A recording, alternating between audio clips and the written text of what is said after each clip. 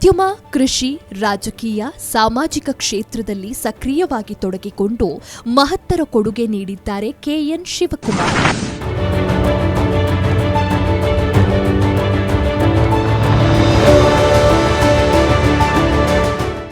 ಸಾಂಬಾರು ಪದಾರ್ಥ, ಕೊಬ್ಬರಿ ಮಾರಾಟ ಉದ್ಯಮಕ್ಕೆ ಕಾಲಿಟ್ಟ ಇವರು ಇಂದು ಯಶಸ್ವಿ ಉದ್ಯಮಿಯಾಗಿದ್ದಾರೆ.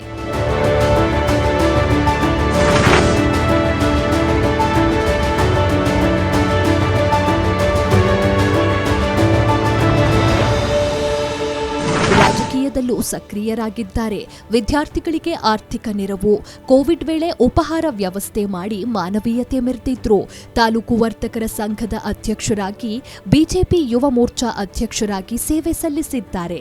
ಉದ್ಯಮ ಹಾಗೂ ರಾಜಕೀಯ ಕ್ಷೇತ್ರದಲ್ಲಿ ತಮ್ಮದೇ ಆದ ಛಾಪು ಮೂಡಿಸಿರುವ ಕೆಎನ್ ಶಿವಕುಮಾರ್ ಅವರ ಈ ಸಾಧನೆಯನ್ನು ಗುರುತಿಸಿ ಈ ಬಾರಿಯ ಪ್ರತಿಷ್ಠಿತ ವಿಜಯರತ್ನ ಇಂಟರ್ನ್ಯಾಷನಲ್ ಪ್ರಶಸ್ತಿ ನೀಡಿ ಪುರಸ್ಕರಿಸಲಾಗುತ್ತಿದೆ.